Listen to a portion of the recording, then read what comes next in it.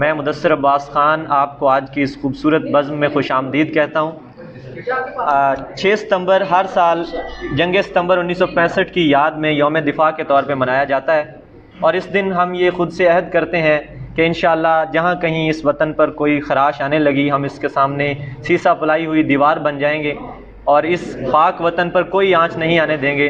اے وطن تو نے پکارا تو لہو کھول اٹھا،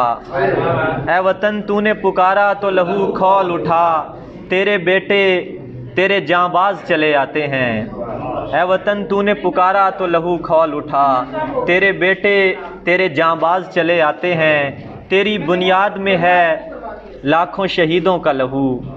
تیری بنیاد میں ہے لاکھوں شہیدوں کا لہو، ہم تجھے گنجے دو عالم سے گراں پاتے ہیں، ہم تجھے گنجے دو عالم سے گراں پاتے ہیں، اور زمین کی گود میں مائیں بھی جا کے سوتی ہیں، زمین ماں کی بھی ماں ہے، زمین سے پیار کرو۔ تو 6 ستمبر یوم دفاع کے سلسلے میں اس خوبصورت محفل مشاعرہ کی صدارت کر رہے ہیں فیصل آباد کا معتبر ادبی حوالہ دبستان فیصل آباد کے سرخیل جناب انجم سلیمی صاحب، اور ہمارے اسٹیج کی زینت بنے ہوئے ہمارے معزز مہمان شعراء محترمہ گلفام نقوی صاحبہ، محترم اکرم خان صاحب اور محترم ماجد مشتاق صاحب۔ اس کے علاوہ قرب و جوار سے کئی خوبصورت شعراء تشریف لائے ہیں۔ میں آپ سب کو خوش آمدید کہتا ہوں اور آپ سب کا شکر گزار ہوں کہ آپ پنجاب آرٹس کونسل فیصل آباد کے اس خوبصورت مشاعرے کا حصہ بنے۔ تو مشاعرے کا باقاعدہ آغاز کرتے ہوئے جناب صدر کی اجازت سے ایک غزل سے کچھ اشعار پیش خدمت ہیں۔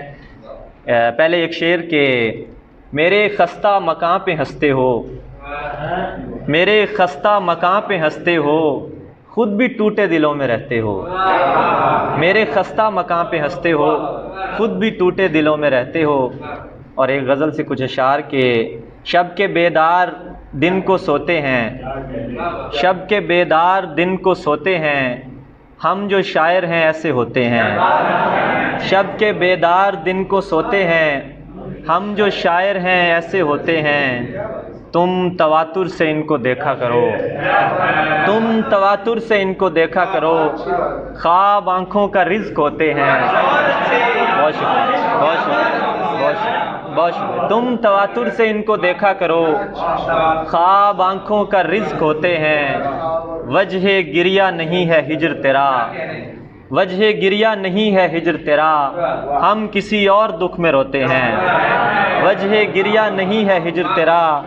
ہم کسی اور دکھ میں روتے ہیں، نفرتوں کے سوداگروں آؤ، ہم محبت کا بیج بوتے ہیں، اور رشک آتا ہے ان کی قسمت پر، ماں کی آغوش میں جو سوتے ہیں،